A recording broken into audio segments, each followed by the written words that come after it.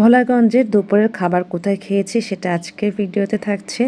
তো আজকের ভিডিও দুপুরের খাওয়ার থেকে রাত পর্যন্ত যাই হয়েছে অল্প অল্প তোমাদের সাথে শেয়ার করছি। আজকের ভিডিওটি কিন্তু ছোট আকারে আমি সাজিয়ে নিয়েছি। একটা রেস্টুরেন্ট যেটা তোমরা দেখতে পেলে, এখানে বসলাম আর আমার সাথে কিন্তু মাহিনও আছে, সেও পেট ভরে ভাত খেয়েছে। সব রকমের ভর্তা নিয়েছি, হাঁস নেওয়া হয়েছে, চিকেন নেওয়া হয়েছে, ডাল নেওয়া হয়েছে, পাতলা ডাল, খুব মজার ছিল। তো খাবারের মান অতটা ভালো ছিল না, কেন বলছি, পরিমাণে অনেক কম দিয়েছে। আসলে ওনারা বলতেছিল যে এখন টাইম ওভার হয়ে গেছে, নাস্তা পাওয়া যাবে বিকেলের, তাই দুপুরের খাবারের মানে আয়োজন যা ওনারা করেছে তার পরিমাণে কম আছে, তাই ওভাবে করে দেওয়া হয়েছে, যার কারণে আমরাও তৃপ্তি সহকারে খেতে পারিনি।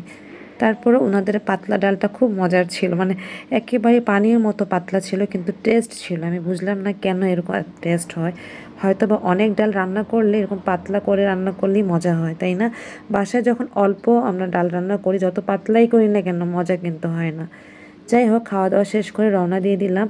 আর রওনা দিতেই রাস্তার উপর একটা গরু দেখলাম, গরুটাকে অ্যাক্সিডেন্ট করে মেরে ফেলা হয়েছে। এটা দেখার পর মনটা খুব খারাপ ছিল, খারাপ নিয়ে যাচ্ছিলাম। আর গরুটার পেটের ভুঁড়ি পর্যন্ত বের হয়ে গেছিলো, চোখে খালি ওইটাই ভাসতেছিল, আহারে আর গরু, এত দামি গরু মরে গেল, কত রকমের চিন্তা হচ্ছিল। যাই হোক, অলরেডি আসরের আজান দিয়েও দিয়েছে আর 5টা বেজে গিয়েছে। তো অনেক রাস্তা দেখতে পাচ্ছ, আমরা তো যাচ্ছি। তো আমাদের আজকের প্ল্যান ছিল যে সবাই মিলে শাহজালাল মাজারে যাব। তো শাহজালাল মাজারে যাওয়ার উদ্দেশ্যে কিন্তু এখন যাচ্ছি। আর ওইদিকে 3টা গাড়ি তো আছে, ওনাদেরকেও বলা হয়েছিল যে যার যার মতো করে শাহজালাল মাজারে যাব, ওখানে গিয়ে সবার সাথে দেখা হবে। তো এইখানে যেটি হয়েছিল, সবাই যেতে পারেনি, যেমন শাহজাহান ভাইয়ার বাচ্চারা সহ সবাই ছিল, তো ওরা কেউ যাবে না। তো শাহজাহান ভাইয়া, আন্টি, ওনারা যাবে। তো দেখা গিয়েছে ভাইয়েরা পৌঁছে গিয়ে ওনাদেরকে রেখে তারপর বের হয়েছে। আর মাজার ভাইয়ার জ্বর ছিল, শরীর খারাপ ছিল, ওনারা রাস্তাও প্রায় 1 ঘন্টার মতো ঘোরাঘুরি করতেছিল, যার কারণে যেতে পারেনি। তো আমরা অলরেডি চলে আসছি, আমি, মা, বাবা, রহমান ভাইয়া, ড্রাইভার ভাইয়া। আমরা এখানে এসে মাগরিবের সালাদটা আদায় করে নিলাম, তারপর একটু ঘোরাঘুরি করলাম। রহমান ভাই আমাদেরকে সব দেখাচ্ছে। আমি তো 4 মাস আগে দেখেই নিয়েছিলাম, খালেদার সাথে যখন আসছিলাম তখন এখানে সব কিছু দেখেছি না, মনে হচ্ছিল যে 2 দিন আগে দেখছি, ঠিক ওই রকমটাই আছে। তো এখানে না আসার পর আমার এই মাজারের সিন্নি যেটা বলে, যেটা ছোটোবেলায় আমি খেয়েছিলাম, আমরা কিন্তু ছোটোবেলায় সিলেটে ছিলাম। তো যাই হোক, সেই কথা মনে পড়ে যায় এবং আমি এখান থেকে 50 টাকার সিন্নি কিনেছিলাম, যেটা আর দেখানো হয়নি। তো ওইটা আসলে মনের তৃপ্তি থেকে কিনা, অতটা খেতে ইচ্ছে হয় না, যদিও অল্প খেয়েছি, বাট অত তো খাওয়া যায় না। যাই হোক, এখানে গজার মাছের কাছে আসলাম, দেখলাম যে সব বন্ধ হয়ে গেছে, অন্ধকার, দেখাও যায়নি। তারপর মা নামাজ পড়তেছিল, আমি বাইরে দাঁড়িয়েছিলাম, তারা মা অজু করতে করতে আমিও সালাদ পড়ে নিয়েছিলাম। তো এইভাবে অল্টারনেট করে সালাদ আদায় করে নিয়েছি। আর রুম্মান ভাই আমাদেরকে বলছিল যে এই জায়গাটায় থাকতে, আমরা ঠিক ওই জায়গাটাই ছিলাম। আর বাবাকে নিয়ে ওপর থেকে ঘুরিয়ে টুরিয়ে নামাজ পড়ে রুম্মান ভাই আসলো, আমরাও আসলাম। আর এইখান থেকে আমি সিন্নি নিয়েছিলাম। যাই হোক, সিন্নি নেওয়ার পর আমরা কিন্তু টাইমলি চলে আসছি বাসায়, মানে রুমে চলে আসছিলাম। তো এর মধ্যে শুনলাম শাহজাহান ভাইয়েরাও আসছে, এখন রওনা দিবে। আর মাজার ভাইয়েরা এখনও এসে পৌঁছায়নি, তারা ঘুরতেছে, তারা নাকি রাস্তা ভুলে গেছে। ভাইয়েরাও যেত, বাট অনেক লেট হয়ে গেছিল, চিনতে পারতেছিল না সব কিছু মিলিয়ে। আর ভাইয়েরা যায়নি। পরের দিন সকালে আন্টি আর পিন্টু ভাই মাজারে গিয়ে নামাজ পড়ে আসছিল। আসলে আমরা মাজার মানি যে তা না, আমরা জাস্ট ওইখানে সালাদ আদায় করব, এরকম টেন্ডেন্সি নিয়েই যাই।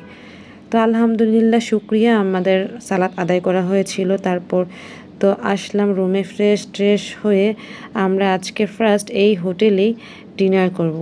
তো আমাদের ডিনার তো সবসময় RFL স্পন্সর করে, সেটা তোমরা জানো, মানে সব খাওয়া কিন্তু আমাদেরকে RFL স্পন্সর করেছে। তো আমরা যেটি করলাম, এখানে মেনু দেখতেছিলাম, এই মেনু দেখাতেও কিছুটা ভুল হয়েছিল, এত লেট করে ওনারা খাবার দিচ্ছিল, প্রায় 2 ঘন্টার মতো বসা, মানে আগে যারা আসছে তাদের খাবার রেডি করতে 1 ঘন্টা, তারপরে যারা আসছে তাদের খাবার রেডি করতে 1 ঘন্টা, এভাবে টার্ন বাই টার্ন নিচ্ছিল। তো আমরা বারবার বলতেছিলাম যে এত লেট হচ্ছে, বললো যে হ্যাঁ একটু লেট হবে, তাই বলে যে এত লেট হবে তা তো বুঝতে পারিনি।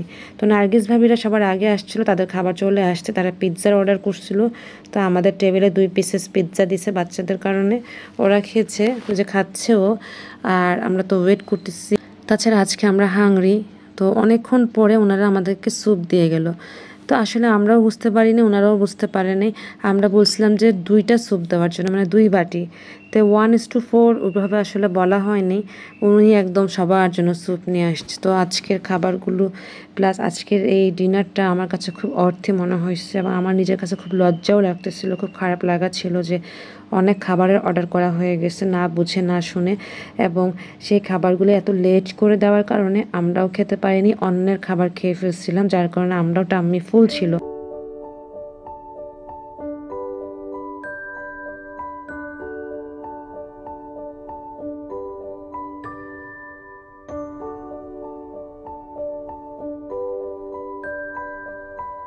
তো দেখো ভাইয়া 3টা বিরিয়ানির অর্ডার করেছিল, এখানকার স্পেশাল বিরিয়ানি। তো 3টা বাচ্চারা খাওয়ার পর বড়রাও খেয়ে ফেলছিলাম, আমরা ক্ষুধার্ত ছিলাম, ক্ষুধার কারণে এদের খাবারগুলো খেয়ে ফেলছি। তার 1 ঘন্টা পর আমাদের খাবার আসছিল। তো সব কিছু মিলিয়ে এবড়ো চেবড়ো হয়েছে, যার কারণে খাওয়া দাওয়া নষ্ট হয়েছে বলা যায়, থেকে গিয়েছিল।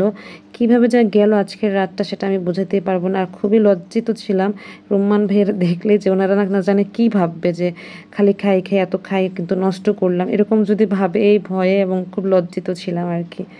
যাই হোক, আজকের দিনটি এই পর্যন্তই। আমি যাচ্ছি ডিনার করে মন টন খারাপ করে নিয়ে রুমে চলে গিয়ে কিছুক্ষণ চিন্তা করে ঘুমিয়ে করলাম। পরের দিন সকালে কোথায় যাব কী করবো সেটি নিয়ে চলে আসবো।